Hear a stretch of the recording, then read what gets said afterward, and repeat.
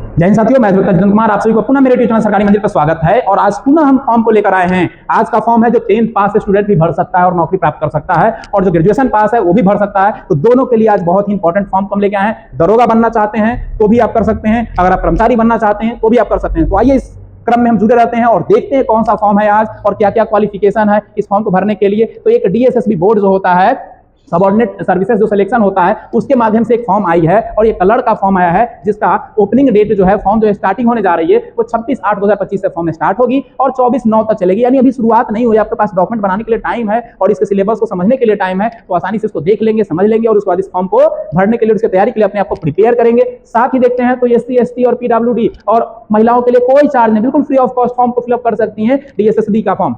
All India candidate जो होंगे, यानी बाकी अदर पुरुष लोग हो जाएंगे, वो पूरे इंडिया कहीं से भी रहें, मात्र 100 रुपए उनको फी लगेगा, ऑनलाइन पेमेंट कर सकते हैं। सीट की संख्या 334 है। आते हैं एज क्राइटेरिया की बात करते हैं तो 1/1/2025 तक आपकी एज 18 साल हो जानी चाहिए और अधिक से अधिक आपकी एज 27 साल होनी चाहिए। इसके अलावे अगर जो अलग अलग कैटेगरी से बिलोंग करेंगे, जैसे मान लिया कोई OBC होंगे, SC ST होंगे, उनके लिए एज रिलैक्सेशन दिया जाएगा। PWD होंगे यानी विकलांग होंगे, उनके लिए एज रिलैक्सेशन दिया जाएगा।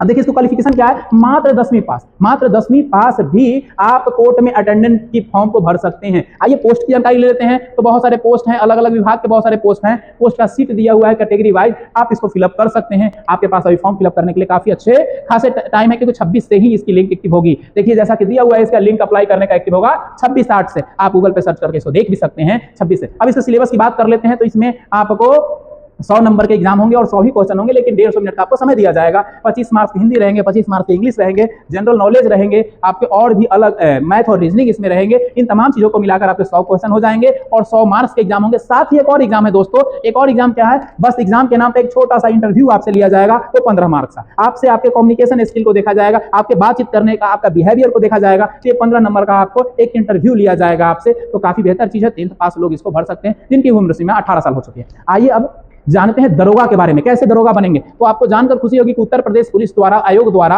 आपके SI का फॉर्म लाया गया है। UPPRBP आयोग जो है उसके माध्यम से दरोगा का फॉर्म लाया गया और ये फिलअप हो भी रही है। आपको मैं जानकारी दे दूं कि ये फिलअप हो रही है। 12/8/2025 से इसकी फिलअप होने की प्रक्रिया शुरू हो चुकी है। 11/9/2025 तक इसको फिलअप किया जाएगा।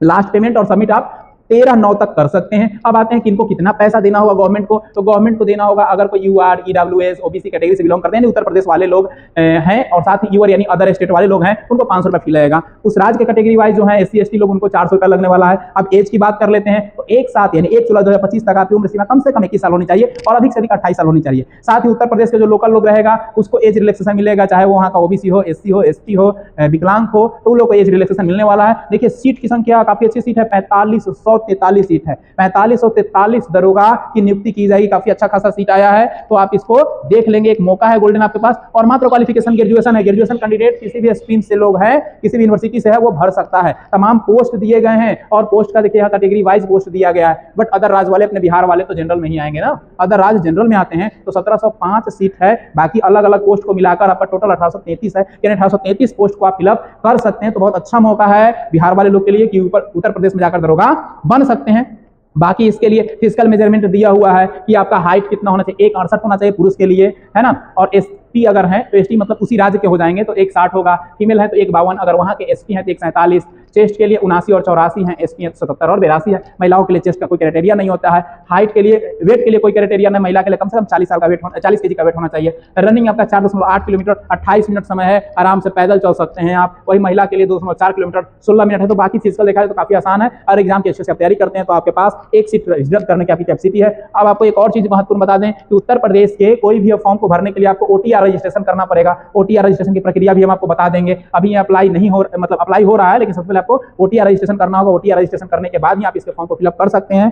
आगे देखते हैं इसके लिए परीक्षा में सिलेबस क्या क्या होंगे, क्या क्या इसकी नियमावली है। तो आइए जान लेते हैं इसके कितने सेक्शन में आपके एग्जाम होने वाले हैं। पहला सेक्शन जो एग्जाम का होगा वो सामान्य हिंदी का होगा। प्रश्नों की संख्या 40 रहेगी, लेकिन अधिकतम अंक कितने आएंगे तो आपको 100 आएंगे, यानी 2.5 नंबर का एक आपका प्रश्न हो जाएगा। वही अगर बात करेंगे सेक्शन 2 की, तो इसमें मूल विधि संविधान से और सामान्य ज्ञान जो रहेगा वो ये भी 40 अंक का है। 100 इसमें भी अंक आपका एग्जाम का 40 क्वेश्चन है। अगर संख्यात्मक और मानसिक योग का देखा जाए, रीजनिंग वगैरह की बात कही जाए, तो इसमें भी 40 का है और 100 अंक ला सकते हैं। आपके मैथ वगैरह से क्वेश्चन जो है या मैथ ही होगा, उसको भी आप इंक्लूड करेंगे अलग अलग, और कुछ आपके माइंड के आईक्यू लेवल से भी कुछ जुड़ा हुआ क्वेश्चन रहता है कि इस स्थिति में आप क्या करेंगे, खास करके उत्तर प्रदेश ऐसा पूछता है, चाहे वो ऐसा ही हो या कांस्टेबल हो, उसमें पूछता है कि ऐसी सिचुएशन है, उस कंडीशन में आप क्या करेंगे। तो वैसे कुछ आपके आईक्यू लेवल के क्वेश्चन होते हैं, वो भी 40 क्वेश्चन आएंगे आपके 100 अंक के, यानी 400 नंबर के आपके एग्जाम होने वाले हैं। तो आप इसकी अच्छे से प्रिपरेशन करें और बेशक आपका एग्जाम हो जाएगा अगर आप अच्छे से तैयारी करते हैं तो। कोई हार्ड एग्जाम नहीं है, पहले ही हम मान लेते हैं, डर जाते हैं, ठान लेंगे तो बिल्कुल सही है, हो जाएगी। अगर नहीं ठानते तो कुछ नहीं हो पाएगी। अब देखिए ओटीआर रजिस्ट्रेशन करने के लिए क्या क्या चाहिए, पंजीकरण के लिए क्या क्या,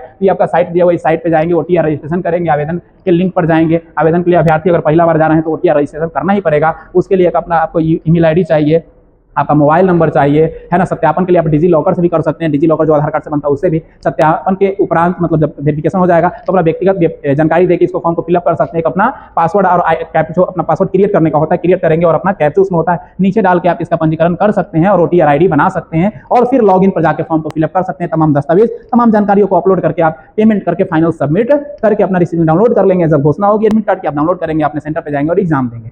तो बेहतर चीज है, आज के राउंड में हम लोगों ने दरोगा और एक क्लर्क दोनों बनने की पद्धति को देख लिया कि कौन सा फॉर्म से आप दरोगा बन सकते हैं, कौन से आप क्लर्क बन सकते हैं। तो इसलिए आप इस चीजों को ध्यान रखते हुए आप इस फॉर्म को फिलअप करें। पुनः आपको नई जानकारियों के साथ अगले वीडियो में हम जरूर रूबरू होंगे। तब तक जय हिंद, जय भारत, जय संविधान, जय बिहार।